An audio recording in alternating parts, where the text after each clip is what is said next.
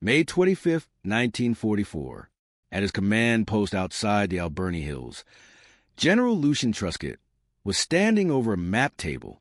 His Sixth Corps had only just broken out from the Anzio beachhead, following 4 months of sheer hell. In chaos, the German 10th Army was retreating northward. Truscott's forces found themselves positioned ideally to sever Highway 6 at Valmontone. Should they manage to block that road, the entire German army would be trapped between Sixth Corps and the British 8th Army, which was advancing from the south. It represented the sort of opportunity that appeared only once in a war. Then came the message from 5th Army headquarters. General Mark Clark had decided to alter the plan. Instead of pressing east toward the objective, Sixth Corps would swing northwest toward Rome. Truscott read the order twice, convinced a mistake had been made. No mistake existed. Clark desired Rome. He wanted it before the British arrived there. He sought the headlines, the photographs, and the glory of liberating the first Axis capital. Truscott slammed his fist down on the map table. His staff had never witnessed him so angry. He instructed them to prepare movement orders for Rome, yet everyone present in that room fully understood what was taking place. They were allowing the German army to escape, simply so their commander could pose for a photograph. January 22, 1944. With Operation Shingle, 40,000 Allied troops were put ashore at Anzio, 30 miles south of Rome, and 70 miles behind the German defensive lines. Complete tactical surprise was achieved in the landings. In the area, German forces were minimal and disorganized. The plan had been brilliant in its concept. By landing behind the Gustav Line, where Allied forces had remained stalled for months, Sixth Corps would compel the Germans either to abandon their defensive positions or face being cut off. Field Marshal Albert Kesselring would need to decide between defending Rome or preserving his armies. Major General John Lucas commanded the operation. He was a cautious and methodical officer who had voiced serious reservations about the plan prior to the landing. Lucas considered the operation overly risky and believed Sixth Corps lacked sufficient forces for the task. The 5th Army, which included Sixth Corps, was commanded by General Mark Clark. Despite Lucas's concerns, Clark had strongly advocated for the Anzio operation. Clark viewed Anzio as the key to Rome, and Rome as the key to his own place in history. General Harold Alexander, as head of the 15th Army Group, commanded the whole Allied effort in Italy. Alexander, being British, methodical, and concentrated on destroying German forces rather than seizing cities, saw Anzio as a means to trap and annihilate Kesselring's armies. Beyond anyone's expectations, the landing succeeded. By nightfall on January 22nd, 40,000 men, along with 3,200 vehicles, were ashore, suffering only minimal casualties. Wide open lay the road to Rome. Later testimony from German commanders confirmed they could not have halted an immediate inland advance. Lucas did not advance. Over the following week, he focused on consolidating the beachhead and accumulating supplies. He adhered to the cautious doctrine he had absorbed at staff colleges. He was safeguarding his forces against potential counterattack. Everything he did followed the book, except the single thing that truly mattered. He failed to move forward. And with every hour of delay, German reinforcements were rushing toward Anzio. Field Marshal Albert Kesselring was having dinner at his headquarters when the initial reports of the Anzio landing reached him. He later recorded that his first reaction bordered on panic. Precisely what he had most feared had been accomplished by the Allies. Kesselring at once started withdrawing units from throughout Italy. Divisions engaged on the Gustav Line received orders to dispatch battalions to Anzio. From northern Italy, training units were hurried south. Even troops from Yugoslavia and southern France were redirected to contain the beachhead. In just 48 hours, Kesselring had gathered sufficient forces to stop Lucas from breaking out. Within a week, he had constructed a defensive ring robust enough for a counterattack. The window of opportunity was narrowing. German commanders expressed astonishment at American caution. They had anticipated an immediate drive toward the Alberni Hills that would have isolated Rome from the south. Instead, Lucas was entrenching and awaiting supplies. Orders arrived from Hitler directing Kesselring to hurl the Allies back into the sea. Kesselring started preparing a major counteroffensive with forces that ought to have been holding the Gustav Line. Exactly what had been intended to avoid, the Anzio beachhead had turned into a static war of attrition. By early February, Lucas had 70,000 men ashore and at last felt prepared to move forward. It proved too late. Comparable strength now belonged to the Germans, who were readying their own assault. On February 16, 1944, four divisions struck the Anzio beachhead in the German counteroffensive, driving down the Via Anzio toward the port. Their aim was to divide the Allied forces and drive them into the Mediterranean. Savage was the combat. Supported by tanks, German infantry drove Allied troops nearly back to the beaches. From hastily prepared positions under relentless artillery fire, American and British soldiers fought. Into a killing field with no space for maneuver, the beachhead had transformed. Eventually, Allied naval gunfire combined with air superiority halted the German advance. Yet the counteroffensive demonstrated that Sixth Corps remained trapped. Any breakout attempt would encounter prepared German defenses. What was meant to outflank the Germans, the beachhead had become another front line. On February 22nd, General Lucas was removed from command. Clark appointed Lucian Truscott in his place, among the most aggressive American commanders in the theater. Through Sicily and up the Italian boot, Truscott had commanded the 3rd Infantry Division. His men regarded him as the Army's toughest general. Offensive operations were immediately planned by Truscott. Though without substantial reinforcements and air support, he could not break out. Into a stalemate, the beachhead had settled. A perimeter about 7 miles deep and 15 miles wide was held by Sixth Corps, constantly under German artillery fire. Soldiers at Anzio nicknamed it the meat grinder, from German guns positioned in the Alberni Hills. No cover existed. Every location stood exposed. From shelling, casualties rose daily. Even without major assaults, one of the most perilous spots in the European theater had become the beachhead. For weeks in waterlogged foxholes, men lived without glimpsing the sky. They grew skilled at recognizing the sound of the Anzio Express, a German railway gun firing 600-pound shells that roared like freight trains ripping through the air. No rear area existed. As frequently as riflemen, cooks, clerks, and medics were dying. At Anzio, psychological collapse was not weakness. It was a statistical inevitability. South of Rome, the Gothic Line offensive had likewise ground to a halt, with heavy losses, for separate assaults on Monte Cassino had failed. By April 1944, the whole Italian campaign remained bogged down. For every mile gained, the Allies were paying dearly in blood and advancing nowhere. From January to May 1944, over 43,000 casualties were suffered by Sixth Corps at Anzio. That figure covered 7,000 killed and 36,000 wounded or missing. Some divisions lost half their combat strength and required rebuilding with replacements who had never experienced battle. Especially severe losses were taken by the 45th Infantry Division. In the initial wave, they had landed at Anzio and for 4 months fought nonstop under artillery bombardment. Experienced NCOs were running short for battalion commanders. By second lieutenants straight from officer training, rifle companies were being commanded. Overwhelmed were the medical facilities. Even the evacuation hospital at Anzio lay under artillery fire. While awaiting treatment, wounded men were struck again. Intense as shells exploded nearby, doctors conducted surgery.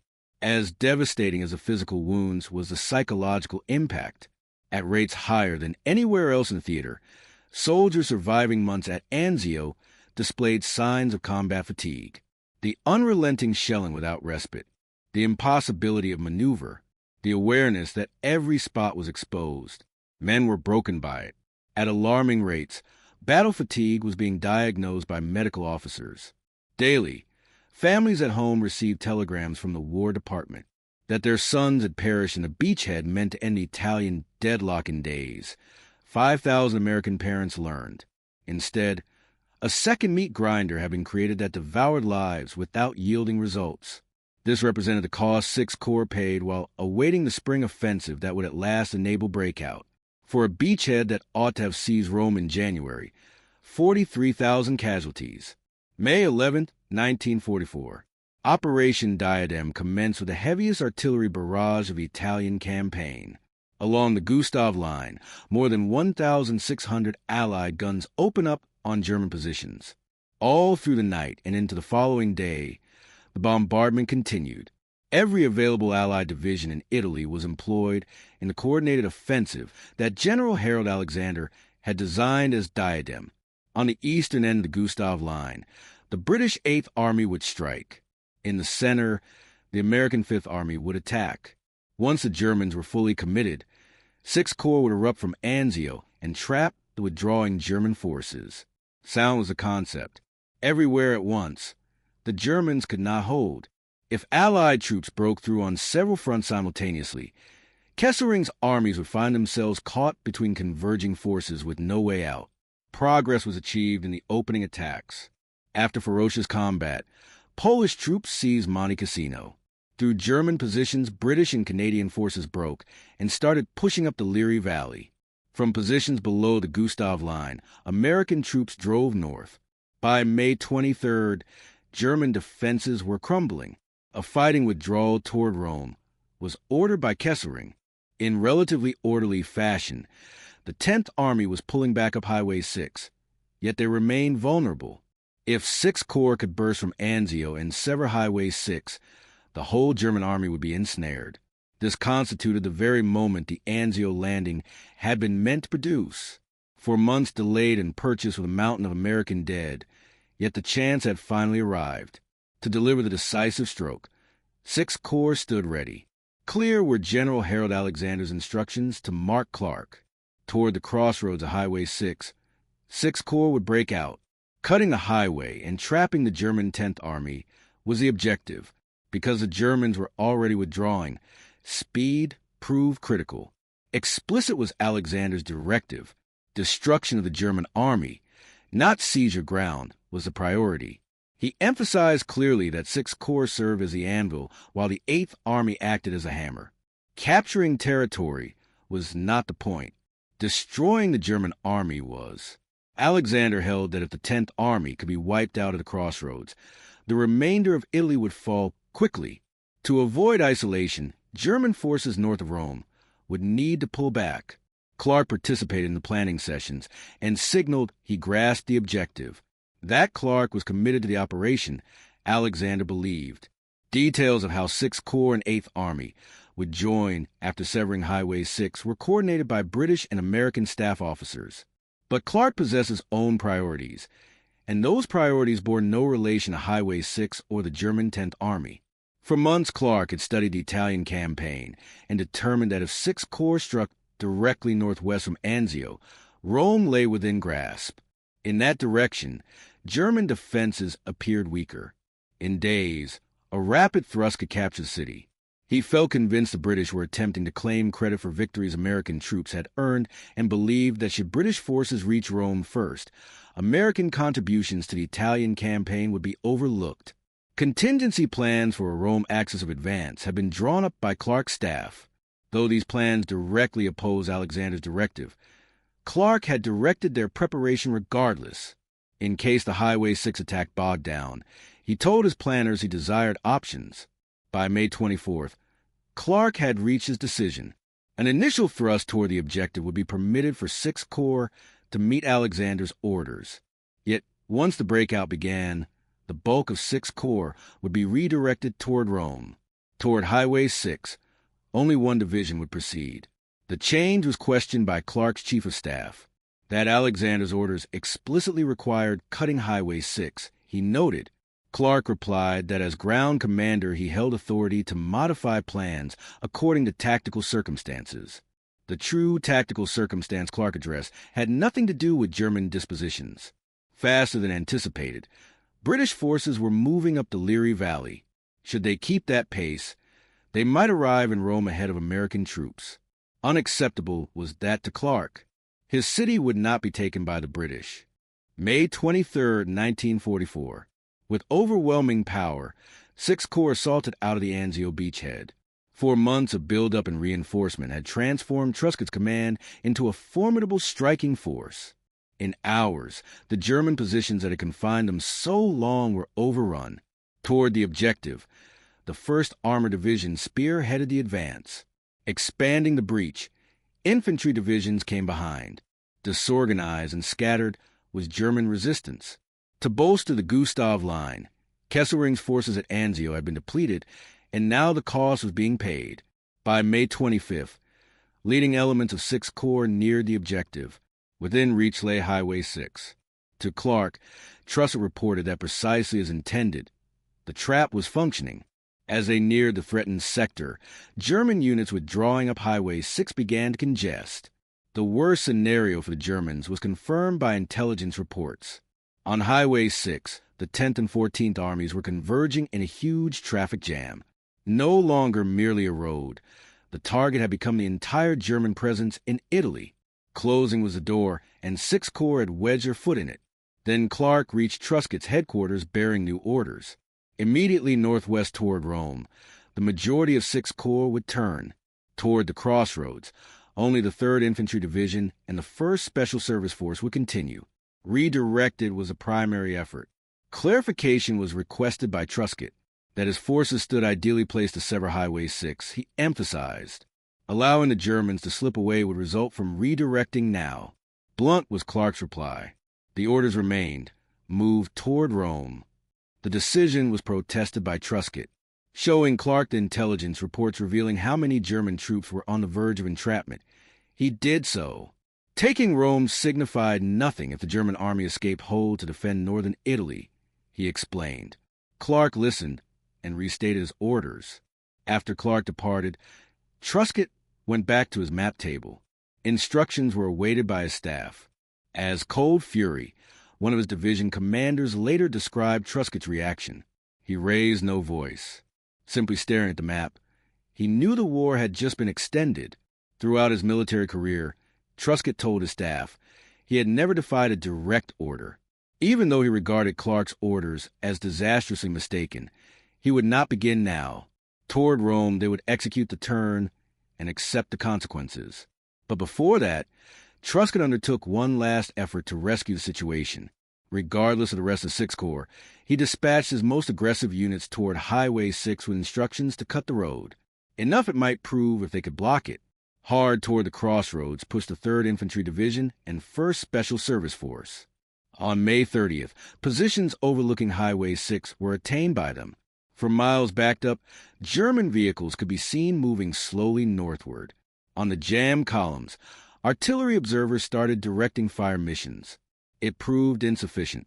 Against a determined German 10th Army, 2 divisions could not seal the entire highway. With severe losses, the Germans battled through the blockage, but through they got. Northward continued the bulk of the 10th Army. From his command post, Truscott observed as the opportunity faded. All that 6th Corps had endured for 4 months at Anzio, every casualty, every day beneath artillery fire, had existed to produce this moment, and for a photograph Clark had discarded it. Years afterward, Truscott would write that purely by personal ambition, he believed Clark's choice to forsake the Highway 6 trap had been driven, more than destroying the German army. Clark craved the glory of entering Rome first. For that vanity, American soldiers would pay over the coming year. Between May 26th and June 4th, 1944, through the gap-up Highway 6 retreated the main body of the German 10th Army, along with remnants of the 14th Army. Continuing north beyond Rome, what ought to have been encirclement and surrender, over 100,000 German troops escaped. Into an orderly withdrawal, the retreat evolved. To fight another day lived Kesselring's armies. Later testimony from German commanders revealed they had anticipated entrapment. Movement of 6th Corps toward the crossroads had been tracked by their intelligence. That Highway 6 represented the sole practical route north. They knew. When instead 6th Corps veered abruptly toward Rome, their good fortune was unbelievable to them. A miracle, Field Marshal Kesselring termed it, for the 10th Army to stand and fight at the crossroads. He had prepared orders, accepting that most of the force would be lost. When the American assault failed to materialize, immediately he commanded all units to withdraw through the opening before it shut. A fighting withdrawal was executed by the Germans. To delay any pursuit, they posted rear guards. Behind them, bridges were demolished and roads mined. Yet retreating rather than surrounded, they were. Their artillery, vehicles, command structure, everything enabling them to remain an effective fighting force. They managed to withdraw. By June 4th, new defensive positions north of Rome were being established by the last major German units to pass through the gap. Failed had the trap Alexander designed. Intact, the 10th Army would hold northern Italy for another year. Later, Kesselring wrote that had Highway 6 been cut at Valmontone, the entire 10th Army he would have lost. Surrender would have been his only choice. In June 1944, rather than persisting until May 1945, the Italian campaign would have concluded. June 4, 1944. Into Rome, General Mark Clark led American troops. That photographers were on hand to record his entrance into the city, he ensured. That British forces were absent, he also made certain. Roads were blocked by military police on Clark's orders to keep British units from entering Rome beside American soldiers. In a jeep standing and waving to crowds, touring historic sites, such images depict Clark. Precisely what he desired he obtained, with the British excluded and the Germans fleeing. On the same day, Clark conducted a press conference in Rome. As a great American triumph, he portrayed the liberation and lauded Fifth Army troops without referencing the German forces that had slipped away via Highway 6. 2 days before, while flashbulbs burst in Rome, 40 miles distant the soldiers of the 3rd Infantry Division were bleeding on Highway 6, attempting with inadequate strength to stem an entire German army. Cheering crowds they did not hear. Only the tank tracks of the 10th Army sliding through their grasp did they hear. As a liberator, the American press hailed Clark. The fall of Rome was proclaimed in headlines. Through the city, marching American troops appeared in newsreels. For a short time, the most celebrated American general in Europe was Clark. Exactly 2 days lasted the celebration. On June 6th, in Normandy, Allied forces landed. Instantly, the war's biggest story became D-Day. To the back pages was relegated Clark's Roman triumph. Within 48 hours, forgotten were the headlines he had sacrificed 100,000 German captives to gain. In private correspondence, British commanders were scathing that for publicity the chance to trap the German 10th Army had been squandered. General Alexander reported to London that Clark had breached the spirit of his orders and perhaps cost the Allies 6 additional months of combat in Italy, Alexander believed. American commanders were split. That Rome possessed symbolic significance and merited pursuit, some concurred with Clark. That Truscott had been correct, that annihilating the German army outweighed seizing cities. Others held. For months the argument persisted, but the escaped Germans engaged in no debate. North of Rome they were entrenching, readying to hold the Gothic Line, plotting counterattacks. Before the Italian War at last ended, thousands more Allied soldiers they would kill. To prepared positions along the Gothic Line, the German forces escaping at Highway 6 withdrew. Across northern Italy from Pisa to Rimini ran that defensive system. In anticipation of Rome's fall, construction had started months earlier. Now Germany's main defensive position, in Italy it became. Natural terrain features were exploited by the Gothic Line. Choke points were formed by mountain ranges, rivers, and narrow valleys that small forces could defend. Months had been available to German engineers for building concrete bunkers, gun emplacements, minefields, and barriers. In August 1944, Allied forces arrived at the Gothic Line and promptly met fierce resistance. Manning those defenses were the Germans who had escaped. In August, effectively fighting were divisions that in June could have been destroyed. Between August and December 1944, assaults on the Gothic Line cost the Allies 50,000 casualties. Assaulting positions held by Germans who should have been captives, American, British, Canadian, Polish, Brazilian, and Indian troops perished. Some units battling at the Gothic Line were identical divisions that had withdrawn through the gap. Reforming, the German 10th Army persisted in combat. In September, killing Allied soldiers were veterans who had escaped in June. Until May 2, 1945, the Italian campaign dragged on, nearly a full year following Clark's entry into Rome. By direct assault, the Gothic Line was never completely breached. Only upon Germany's own collapse did German forces in Italy capitulate. What might have concluded in June 1944, the fighting endured 11 more months. Military historians have estimated that roughly 60,000 Allied casualties in later combat were caused by the German forces that escaped. Conservative is that figure and counts solely direct battle losses, excluding expended resources or missed opportunities. In 1954, his memoirs were published by General Lucian Truscott. To the decision, he devoted a full chapter. Devastating was his judgment that Clark had traded a decisive victory for personal glory and that American soldiers had borne the cost. Truscott wrote. Explicitly, he stated he had opposed a shift to Rome. The intelligence indicating 100,000 Germans exposed to encirclement, he detailed. That with 24 more hours of Valmontone trap would succeed.